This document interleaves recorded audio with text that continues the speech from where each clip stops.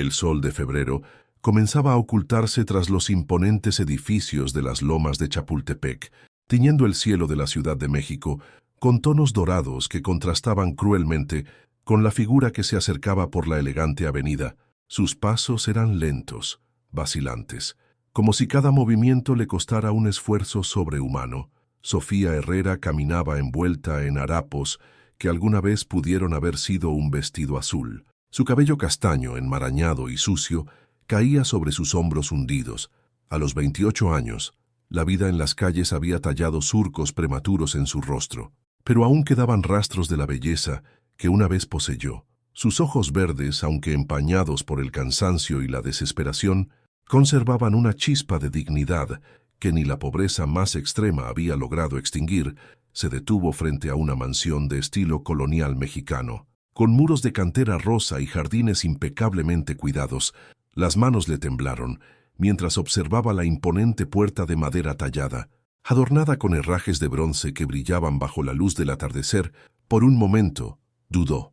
¿Qué derecho tenía ella, una mendiga, de tocar esa puerta? El hambre que roía su estómago desde hacía 3 días le dio la respuesta. Con un suspiro tembloroso, levantó su mano derecha y tocó suavemente. El sonido resonó en el interior como un eco de esperanza. Los pasos se escucharon acercándose desde adentro, firmes y decididos. Sofía se alisó instintivamente el cabello y trató de enderezar su postura, intentando recuperar algo de la compostura que había perdido en las calles. La puerta se abrió lentamente, revelando a un hombre de 42 años, alto y de complexión atlética. Su cabello negro comenzaba a mostrar las primeras canas en las sienes, y sus ojos café la observaron con una mezcla de sorpresa y compasión. Vestía una camisa de lino blanco y pantalones oscuros, ropa casual pero evidentemente costosa. «Señora», preguntó Andrés Delgado con voz gentil, aunque manteniendo cierta distancia profesional. Sofía levantó la mirada hacia él, y por un instante, algo familiar destelló en sus ojos, aunque su mente confundida no logró identificar qué era. Las palabras se atascaron en su garganta, y tuvo que carraspear antes de poder hablar. «Disculpe la molestia». «Ah, señor», comenzó con voz ronca apenas audible, Sé que no tengo derecho a estar aquí, pero ¿puede darme trabajo limpiando su casa?»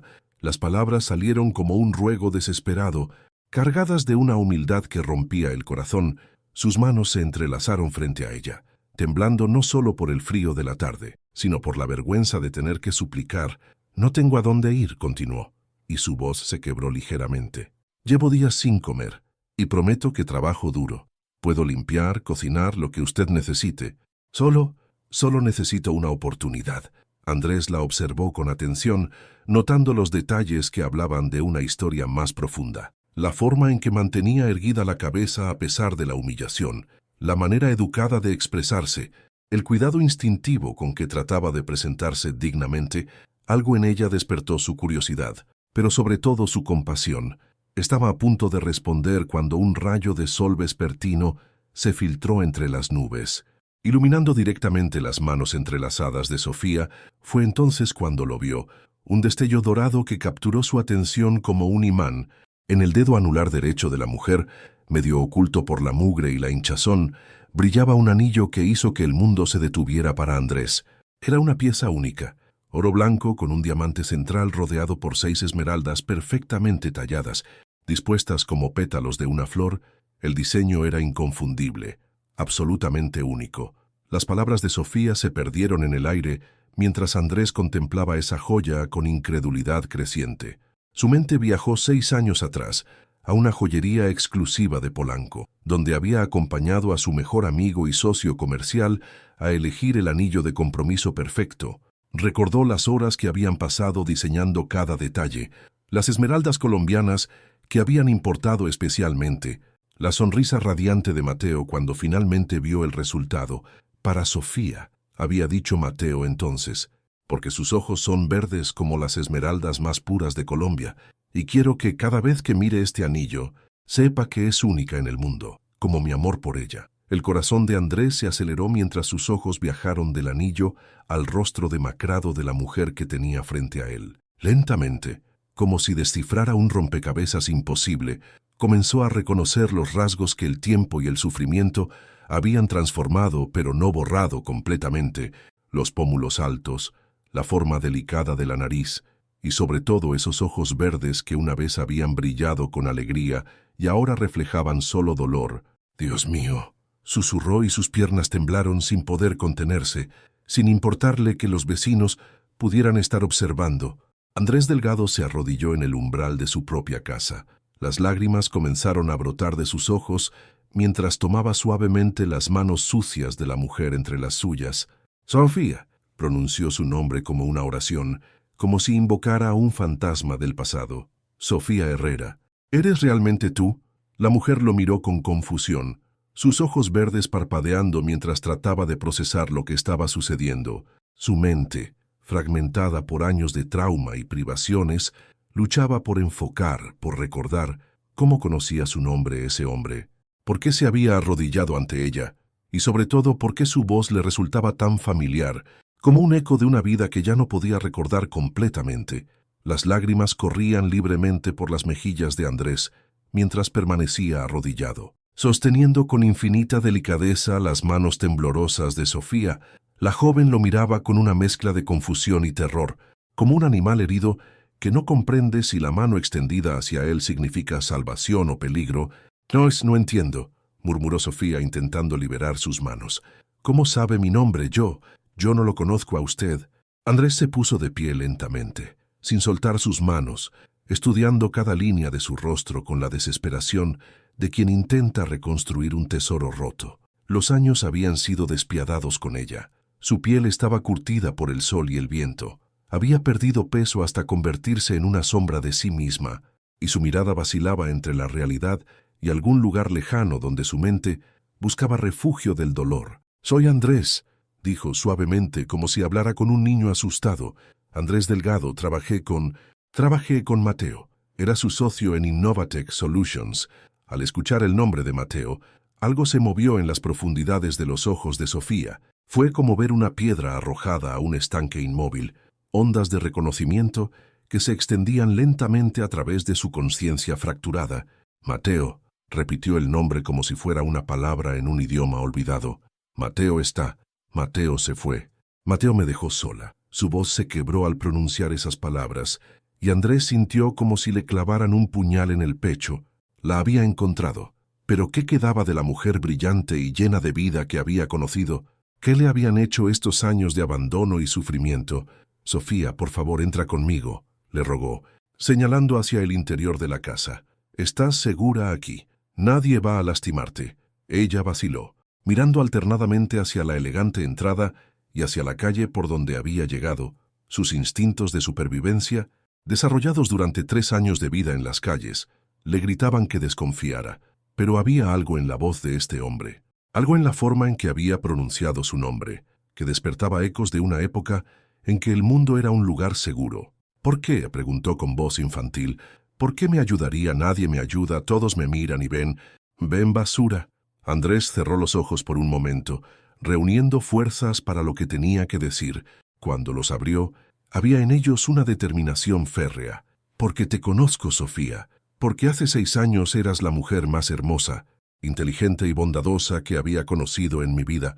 Porque vi cómo amabas a Mateo y cómo él te amaba a ti. Y porque cuando todo se desmoronó yo no hice nada para defenderte, y eso me ha perseguido cada día desde entonces». Las palabras flotaron en el aire del atardecer como confesiones susurradas en un confesionario. Sofía lo miró con ojos que lentamente comenzaban a enfocar, como si emergiera de un sueño profundo. «Innovatech», murmuró.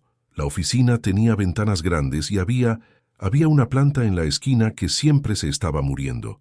Andrés sonrió a pesar de las lágrimas. Era un detalle tan pequeño, tan insignificante, pero confirmaba que su memoria estaba allí, enterrada bajo capas de trauma, pero no perdida para siempre.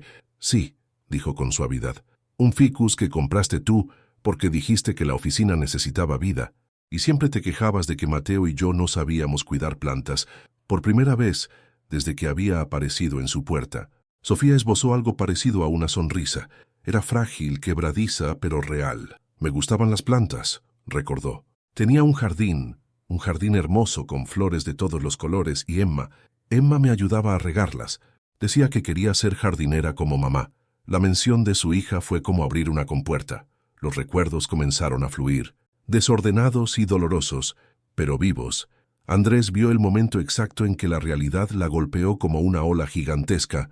Su rostro se contrajo de dolor y se llevó las manos al pecho, como si algo la hubiera herido físicamente. «Emma, was mi niña. No sé dónde está Emma», sollozó. «Me la quitaron, dijeron que era mala madre.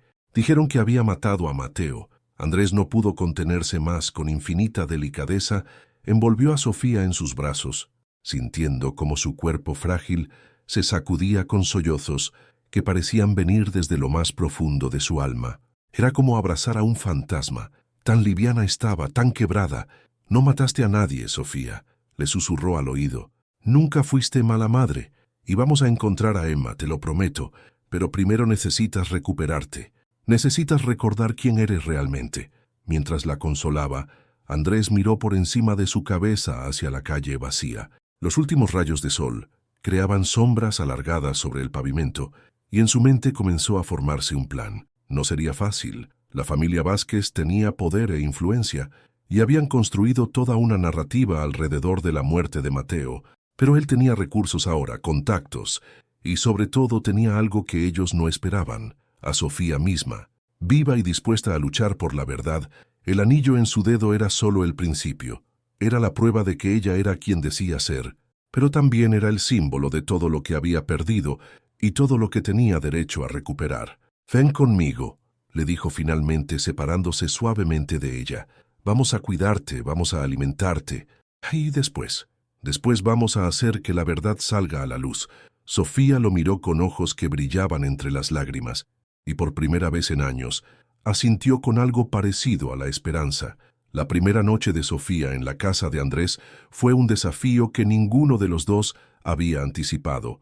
Después de un baño cuidadoso, donde una empleada de confianza la había ayudado con paciencia infinita, y de una cena ligera que su estómago contraído apenas pudo tolerar, Sofía había caído en un sueño inquieto en el cuarto de huéspedes, pero a las 3 de la mañana sus gritos despertaron a toda la casa. Andrés corrió por el pasillo en pijama, encontrándola sentada en la cama, temblando y mirando hacia una esquina vacía del cuarto, con terror absoluto. «No fue mi culpa», gritaba entre sollozos. «Yo lo amaba. Jamás le habría hecho daño». «Sofía, ¿estás segura?», le dijo Andrés desde la puerta sin atreverse a acercarse mucho para no asustarla más. «Solo fue una pesadilla. Estás en mi casa, nadie puede lastimarte aquí». Ella lo miró con ojos vidriosos, como si no lo reconociera completamente. «¿Dónde está Emma?», preguntó con voz de niña perdida. «Prometí que le leería un cuento antes de dormir. Se va a asustar si no estoy ahí». El corazón de Andrés se rompió un poco más. La profesional que había contactado esa misma tarde, la doctora Patricia Morales, especialista en trauma psicológico, le había advertido que el proceso de recuperación sería lento y doloroso. Sofía había sufrido no solo la pérdida de su esposo, sino la separación forzada de su hija, la destrucción de su identidad social y 3 años de vida en condiciones inhumanas. Su mente había construido mecanismos de defensa que ahora dificultaban su conexión con la realidad. «Emma está bien», le mintió piadosamente. «Está durmiendo en un lugar seguro, pero para poder estar con ella otra vez, necesitas ponerte fuerte, ¿de acuerdo?».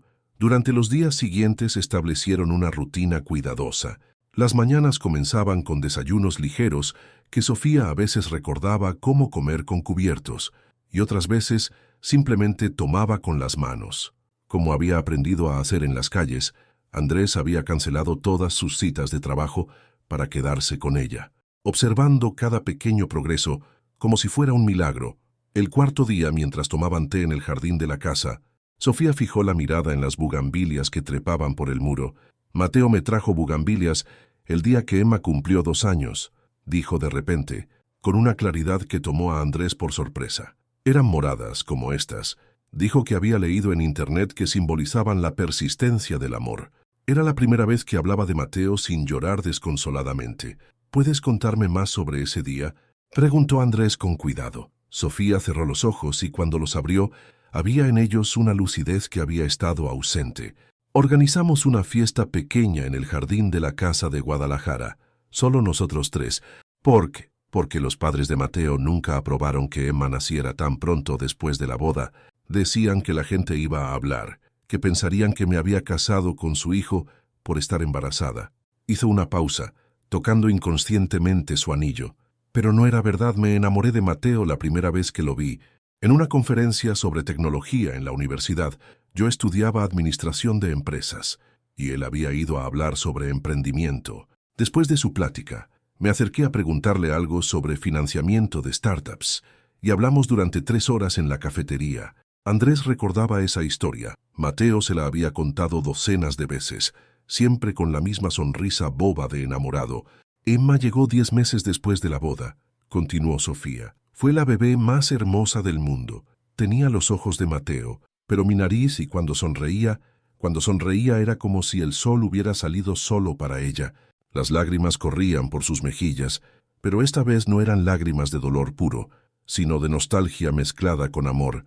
¿Qué pasó la noche que Mateo murió, Sofía?, preguntó Andrés suavemente. La transformación fue instantánea. El rostro de Sofía se contrajo de terror y se cubrió la cabeza con las manos. No puedo. Cada vez que trato de recordar veo sangre. Veo a Mateo en el suelo y no se mueve, y Emma llora, y todo el mundo me grita que es mi culpa. Está bien, la tranquilizó Andrés inmediatamente. No tienes que recordar ahora cuando estés lista, pero esa noche, mientras cenaban en silencio, Sofía de repente dejó su tenedor sobre la mesa con un ruido metálico. Había pastillas, dijo con voz ahogada. Mateo tomaba pastillas para la ansiedad. El doctor se las había recetado porque estaba muy estresado con la expansión de la empresa, pero esa noche había tomado vino en la cena, mucho vino, y yo le dije que no tomara las pastillas, que era peligroso mezclarlas con alcohol, pero él dijo que ya era muy tarde, que no podría dormir sin ellas. Andrés se inclinó hacia adelante, sintiendo que se acercaban a algo crucial. ¿Qué más recuerdas? Me desperté porque Emma estaba llorando. Eran como las 2 de la mañana, cuando fui a ver por qué lloraba. Vi que Mateo no estaba en la cama. Lo busqué por toda la casa y lo encontré en el estudio. Estaba en el suelo, había vómito, y no respiraba. Se llevó las manos al pecho, respirando con dificultad. Llamé a la ambulancia. Hice todo lo que pude para reanimarlo, pero ya era demasiado tarde. Y cuando llegaron los paramédicos, y después la policía, y después los padres de Mateo, todos me miraban como si yo hubiera sido quien le dio las pastillas, como si yo lo hubiera matado. Andrés sintió que las piezas del rompecabezas comenzaban a encajar. Una sobredosis accidental, no un suicidio, pero alguien había manipulado la investigación para que pareciera lo contrario. Sofía, dijo con voz firme, tú no mataste a Mateo, fue un accidente terrible, pero no fue tu culpa. Ella lo miró con ojos suplicantes, como si buscara absolución. Entonces, ¿por qué me quitaron todo? ¿Por qué me quitaron a Emma? La respuesta a esa pregunta, Andrés lo sabía. Requeriría mucho más que memorias fragmentadas. Requeriría una investigación que desenterrara la verdad que alguien había trabajado muy duro para ocultar. Pero por primera vez desde que la había encontrado en su puerta, vio en los ojos de Sofía algo que había estado ausente durante años: la determinación de luchar. 2 semanas después del reencuentro, Sofía había recuperado algo de peso y su mente comenzaba a aclararse como agua que se asienta después de una tormenta. La doctora Morales había confirmado que, aunque el trauma era profundo, no había daño permanente en sus facultades cognitivas. Era, según sus palabras, como si hubiera estado en hibernación emocional para sobrevivir. Andrés había convertido su estudio en un centro de operaciones. Las paredes estaban cubiertas con fotografías, documentos y una línea de tiempo que reconstruía los eventos desde la muerte de Mateo hasta la desaparición de Sofía. Había contratado al investigador privado más competente de la ciudad, un ex policía llamado Roberto Sandoval, especializado en casos de corrupción familiar. Los Vázquez movieron muchas influencias muy rápido, explicó Sandoval durante su primera reunión. Demasiado rápido para una familia que supuestamente estaba de luto. Alguien tenía un plan desde antes de la muerte de su hijo. Sofía, sentada junto a Andrés, estudió las fotografías de los suegros, que una vez la habían tratado con cortesía fría. Eduardo Vázquez, patriarca de una familia que había hecho fortuna en la industria petrolera durante 3 generaciones, y Carmen Ruiz de Vázquez, una mujer que había dedicado su vida a mantener las apariencias sociales por encima de todo. Nunca les gusté, admitió Sofía. Carmen me lo dijo directamente el día de mi boda. Esperamos que sepas el lugar que ocupas en esta familia. Pero Mateo me defendía siempre. Decía que con el tiempo me aceptarían. ¿Había algo específico que los molestara de ti?, preguntó Sandoval. Sofía intercambió una mirada con Andrés antes de responder. Mi familia. Mi papá era mecánico y mi mamá trabajaba como secretaria en una escuela. Para los Vázquez, eso era inaceptable. Una nuera debía aportar conexiones sociales, no rebajar el estatus familiar. Roberto tomó notas mientras hablaba. Después de la muerte de Mateo, ¿quién tomó control de sus empresas? Eduardo, respondió Andrés, como albacea testamentario, pero según las escrituras originales, Sofía debería haber heredado el 50% de Innovatech Solutions y la Casa de Guadalajara. Sin embargo, continuó Roberto, aquí tengo documentos que sugieren que Mateo había cambiado su testamento 2 semanas antes de morir, dejando todo a sus padres en fideicomiso para Emma. Con Sofía completamente excluida, el silencio que siguió fue tenso. Sofía palideció. Eso es imposible, susurró. Mateo jamás habría hecho eso. Me amaba, confiaba en mí completamente. Por eso estamos aquí, dijo Andrés tomando su mano, porque sabemos que algo no cuadra. Roberto abrió otra carpeta. He estado investigando al notario que supuestamente procesó ese cambio de testamento. Resulta que el licenciado Hernández tenía deudas de juego muy considerables, que fueron misteriosamente pagadas justo después de la muerte de Mateo. La habitación se llenó de una tensión eléctrica. Era la primera evidencia concreta de manipulación. Hay más, continuó el investigador. El informe forense original clasificó la muerte como accidental por sobredosis no intencional, pero 3 días después apareció un segundo informe que la reclasificaba como suicidio por sobredosis intencional. El médico que firmó la modificación también recibió una donación considerable para su clínica privada. Sofía se puso de pie abruptamente, caminando hacia la ventana. Lo mataron, dijo con voz ahogada. No literalmente, pero mataron su memoria, mataron la verdad de quién era él, y te usaron como chivo expiatorio, añadió Andrés. Una viuda joven, sin familia poderosa que la defendiera, era el blanco perfecto. Roberto cerró sus carpetas. Tengo suficiente para demostrar que hubo irregularidades legales, pero necesitamos más para construir un caso sólido. Necesitamos acceso a los archivos médicos originales y necesitamos encontrar a alguien dentro del círculo familiar dispuesto a hablar. ¿Qué hay de Emma?, preguntó Sofía volviéndose hacia ellos con ojos llenos de determinación. ¿Dónde está mi hija? Roberto consultó otra carpeta. Oficialmente está bajo la custodia de sus abuelos paternos. Vive en la casa familiar de Guadalajara, asiste a un colegio privado exclusivo, según mis fuentes. Es una niña inteligente, pero callada, demasiado callada para una niña de 5 años. Las lágrimas corrieron por las mejillas de Sofía. Puedo verla, aunque sea de lejos, sería arriesgado, advirtió Roberto. Si los Vázquez se enteran de que estás viva y recuperándote, podrían mover más influencias. Incluso podrían llevar a Emma fuera del país. Andrés se acercó a Sofía y puso una mano protectora en su hombro. Primero necesitamos asegurar tu posición legal, recuperar tu identidad oficialmente, anular las acusaciones implícitas que se hicieron contra ti. Después podremos luchar por Emma. Sofía se limpió las lágrimas y se irguió con una dignidad que había estado enterrada, pero no destruida. Quiero enfrentarlos, dijo con voz firme. Quiero que Eduardo y Carmen Vázquez me miren a los ojos y me expliquen por qué destruyeron a su propia nieta al quitarle a su madre. Eso es exactamente lo que vamos a hacer, prometió Andrés. Pero lo haremos bien, lo haremos de manera que cuando termine, Emma no solo regrese contigo, sino que sepa toda la verdad sobre su padre y sobre la fortaleza de su madre. Por primera vez desde su reaparición, Sofía sonrió con algo parecido a la ferocidad. La mujer que había sido estaba regresando, más fuerte por haber sobrevivido lo peor que la vida podía ofrecerle. La batalla por la verdad estaba a punto de comenzar. El día había llegado, después de un mes de preparación meticulosa, de reunir evidencias y fortalecer tanto el caso legal como la estabilidad emocional de Sofía, que era tiempo de enfrentar a la familia Vázquez. Roberto Sandoval había orquestado todo cuidadosamente.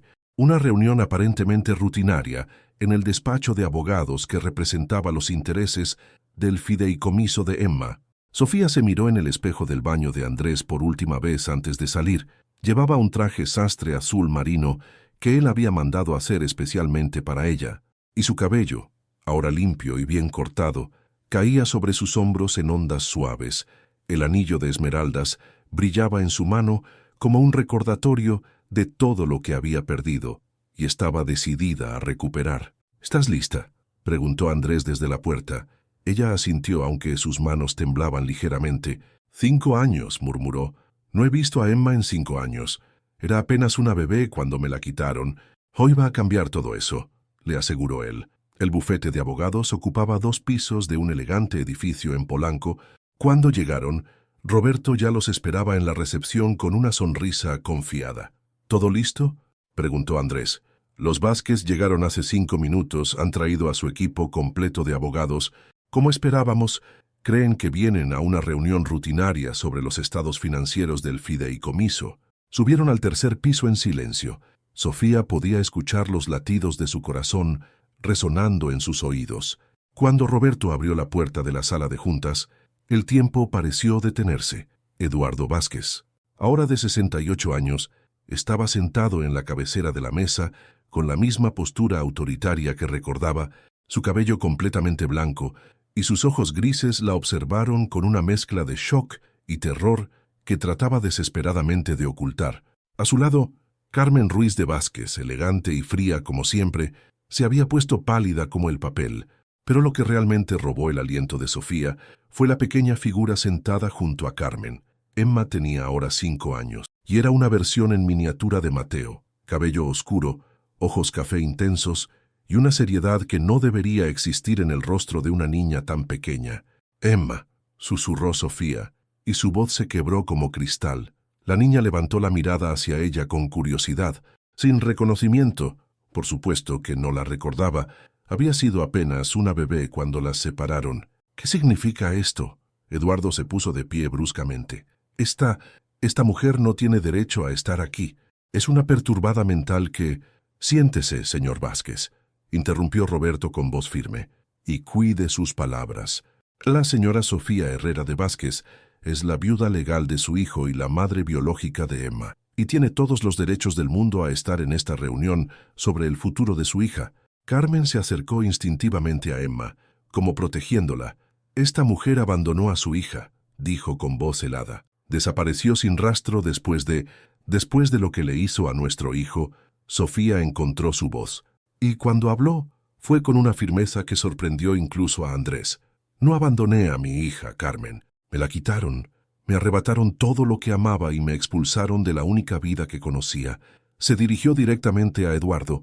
«Pero ahora he regresado, y he venido por mi hija y por la verdad sobre la muerte de Mateo». El patriarca de la familia Vázquez intercambió una mirada rápida con sus abogados. «No sabemos de qué habla», dijo con menos convicción de la que pretendía proyectar. Roberto abrió su maletín y comenzó a distribuir documentos sobre la mesa. «Estos son los archivos médicos originales del Hospital San José, donde fue llevado Mateo la noche de su muerte. Como pueden ver, la causa oficial de muerte fue sobredosis accidental por interacción de benzodiazepinas y alcohol, no suicidio, como misteriosamente apareció en el reporte modificado 3 días después». Eduardo palideció, pero mantuvo su compostura. «Los informes médicos pueden tener errores iniciales. También tenemos la declaración jurada del licenciado Hernández», continuó Roberto implacablemente.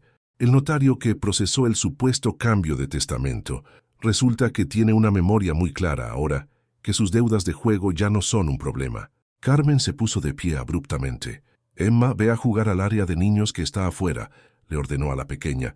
Pero Emma no se movió. Sus ojos oscuros iban de Carmen a Sofía con una curiosidad intensa. «¿Quién es ella?» «Abuela», preguntó con una voz sorprendentemente madura para su edad. El silencio que siguió fue ensordecedor. Sofía se acercó lentamente, arrodillándose para quedar a la altura de los ojos de su hija. «Hola». «Emma», dijo con voz suave, soy una amiga de tu papá. Una amiga que te quiere mucho y que ha estado esperando mucho tiempo para conocerte». Emma la estudió con la seriedad de un adulto. «¿Conociste a mi papá cuando yo era bebé?». Las lágrimas comenzaron a correr por las mejillas de Sofía. «Sí, mi amor, conocí a tu papá. Y te conocí a ti cuando eras muy pequeñita. Emma, ven aquí inmediatamente, exigió Carmen, pero su voz sonaba desesperada. La niña ignoró a su abuela y dio un paso hacia Sofía. ¿Por qué lloras? Sofía se limpió las lágrimas y sonrió. Lloro porque estoy muy feliz de verte. Has crecido tanto. Eres hermosa igual que tu papá. Eduardo intervino bruscamente. Esto es suficiente, Emma, vamos. Esta reunión ha terminado. Pero Roberto se interpuso en su camino. Me temo que no pueden llevarse a Emma a ningún lado. Señor Vázquez, tengo aquí una orden judicial temporal que suspende su custodia hasta que se resuelva la investigación sobre las irregularidades en el testamento de Mateo y las circunstancias de la pérdida de custodia de la señora Herrera. La máscara de compostura de Eduardo finalmente se resquebrajó. Esto es un chantaje, una extorsión. Esto es justicia, respondió Sofía poniéndose de pie. Es lo que debería haber pasado hace 5 años. Emma, confundida por las voces alzadas, comenzó a llorar silenciosamente. Sin pensarlo, Sofía se acercó y la consoló instintivamente. Y para sorpresa de todos, la niña no se alejó. Ese simple gesto, madre e hija conectando a pesar de los años perdidos, fue más poderoso que cualquier documento legal. El mundo de mentiras que los Vázquez habían construido comenzaba a desmoronarse, y todos en esa habitación podían sentirlo. La batalla legal que siguió al enfrentamiento fue intensa, pero breve. Con las evidencias que Roberto había reunido y la declaración del notario corrupto, el caso de los Vázquez se desmoronó como un castillo de naipes. Pero la verdadera revelación llegó de donde menos lo esperaban. Carmen Vázquez, 3 días después de la reunión, mientras Sofía pasaba sus primeras horas supervisadas con Emma en un parque cercano a la casa de Andrés, recibió una llamada inesperada. Carmen quería verla sola. Se encontraron en un café discreto en la colonia Roma, lejos de los círculos sociales donde ambas habían coexistido en el pasado. Carmen había envejecido considerablemente en los últimos años. Su elegancia seguía intacta, pero había algo quebrado en su postura, una fragilidad que nunca había mostrado antes. No esperaba que regresaras, dijo Carmen sin preámbulos, removiendo distraídamente su café. Cuando desapareciste, pensé que era lo mejor para todos. Sofía la observó en silencio, esperando. Eduardo no lo sabe, continuó Carmen con voz apenas audible. Nunca se lo dije, pero yo sabía que no habías matado a Mateo. El corazón de Sofía se aceleró. ¿Cómo lo sabías? Carmen levantó la mirada y Sofía vio lágrimas en los ojos de la mujer que la había despreciado durante años. Porque estuve ahí esa noche. Eduardo estaba en Monterrey por negocios, y yo había ido a visitarlo sin avisar. Quería intentar conocer mejor a Emma. Llegué justo cuando la ambulancia se llevaba a Mateo. Hice una pausa, respirando profundamente. Te vi realizar la reanimación cardiopulmonar. Te vi luchar desesperadamente por salvarlo. Una mujer que hubiera querido matarlo no habría hecho eso. Sofía sintió como si le hubieran quitado un peso enorme de los hombros. Entonces, ¿por qué? ¿Por qué permitiste que me culparan? Las lágrimas de Carmen se convirtieron en sollozos silenciosos, porque era más fácil culparte a ti que aceptar la verdad. Mateo había estado deprimido durante meses. Los negocios no iban bien. Había presión de los inversionistas, y Eduardo constantemente lo criticaba por no ser suficientemente fuerte para manejar el estrés. Yo sabía que mi hijo estaba sufriendo, y no hice nada para ayudarlo. La confesión cayó entre ellas como una bomba. La noche que murió, había tenido una discusión terrible con Eduardo por teléfono. Su padre le había dicho que era un fracaso, que estaba decepcionado de él.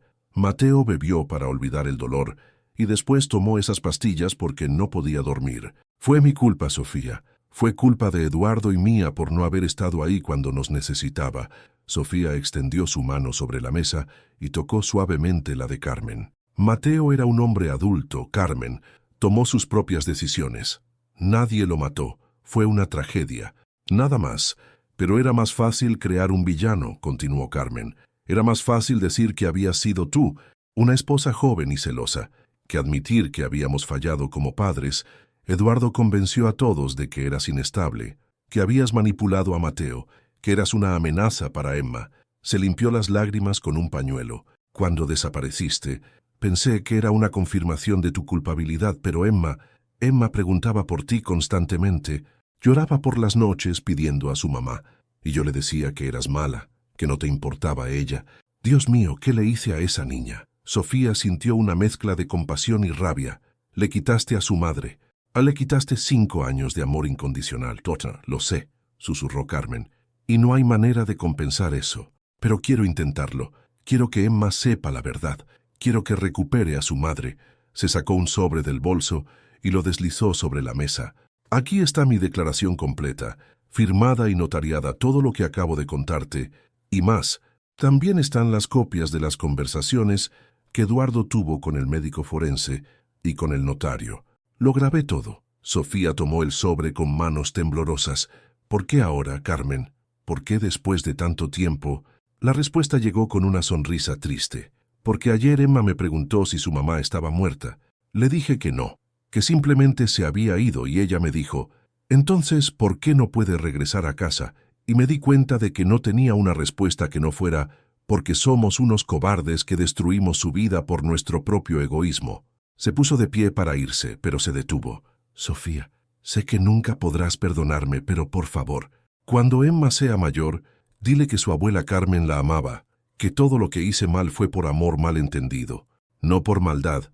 Sofía la observó alejarse, cargando el peso de años de culpa y remordimiento.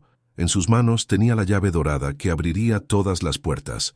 La verdad completa, documentada y confesada, pero más importante que la vindicación legal era lo que significaba para Emma. Su hija podría crecer sabiendo que su madre no la había abandonado, que había luchado por ella hasta el final. La historia estaba llegando a su conclusión, pero Sofía sabía que el verdadero final sería el momento en que pudiera abrazar a Emma y decirle, «Mamá nunca dejó de amarte, y nunca más nos van a separar». 6 meses después, la casa de Andrés había sido transformada. El jardín, una vez perfectamente ordenado pero sin vida, ahora estaba lleno de flores de colores brillantes que Emma y Sofía habían plantado juntas. Un columpio colgaba del gran encino del patio trasero, y por las tardes se podía escuchar la risa de una niña que finalmente había recuperado la alegría de ser simplemente una niña. La transición no había sido fácil. Emma había necesitado tiempo para procesar toda la verdad sobre su familia, y Sofía había tenido que aprender a ser madre de una niña de 5 años, en lugar de la bebé que recordaba. Pero el amor, ese amor que había permanecido intacto a pesar de los años perdidos, había sido el puente que las conectó nuevamente. En el aspecto legal, todo se había resuelto completamente. Eduardo Vázquez enfrentaba cargos por fraude y corrupción. Aunque su edad avanzada probablemente le permitiría evitar la prisión, la empresa de Mateo había sido devuelta a Sofía, quien había decidido mantener a Andrés como socio principal, reconociendo que él había sido quien realmente la había hecho prosperar durante todos estos años. Carmen visitaba a Emma una vez por semana, encuentros supervisados que gradualmente se habían vuelto más naturales.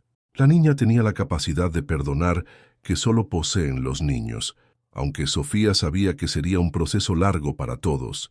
Una tarde de octubre, mientras Emma jugaba en el jardín y Andrés trabajaba en su estudio, Sofía se sentó en el columpio y reflexionó sobre el extraño giro que había tomado su vida.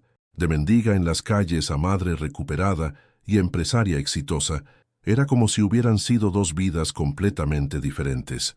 Andrés salió de la casa con 2 tazas de café y se sentó en el banco cercano. «¿En qué piensas?», preguntó. «En el tiempo perdido», respondió ella. «En los 5 años que Emma y yo no pudimos estar juntas, en los 3 años que pasé en las calles sin recordar quién era realmente. Pero también piensa en esto», dijo él, señalando hacia Emma que perseguía mariposas entre las flores. «Mírala, es una niña fuerte, inteligente, resiliente.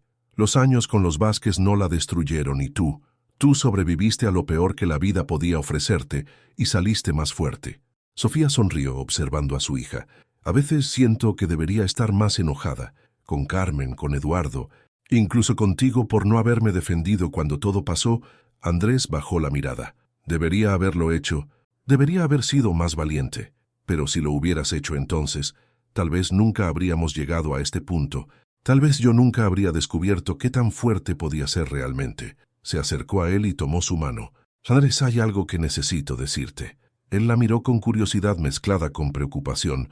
«Sé que has estado enamorado de mí desde hace años, Emma me lo dijo ayer, según ella. Tienes ojos de corazón roto cuando miras a mamá. Andrés se sonrojó como un adolescente. Esa niña es demasiado perceptiva para su propio bien. Lo es, rió Sofía. Y también me preguntó por qué no te doy un beso si tú me salvaste la vida. El silencio que siguió fue tenso pero no incómodo. ¿Sofía? Comenzó Andrés. No, lo interrumpió ella. Déjame hablar. Durante todos estos meses has sido mi roca, mi protector, mi amigo. Has cuidado de Emma como si fuera tu propia hija. Has reconstruido mi vida sin pedir nada a cambio. Se puso de pie y se colocó frente a él. Y yo he estado tan concentrada en recuperar mi pasado que no me había dado cuenta de que tal vez era hora de construir mi futuro. Tomó su rostro entre sus manos. No sé si esto es amor todavía. El corazón necesita tiempo para sanar completamente. Pero sé que eres el hombre más bueno que he conocido. Y sé que Emma te adora. Y sé que cuando pienso en el futuro, no puedo imaginarlo sin ti. Andrés cerró los ojos como si estuviera orando. No quiero ser un sustituto. Sofía, no quiero que estés conmigo solo por gratitud. Mírame, le pidió ella. Abre los ojos y mírame. Cuando él obedeció, vio en los ojos verdes de Sofía algo que había estado esperando durante años. Amor genuino, no obligación. No eres un sustituto, le dijo.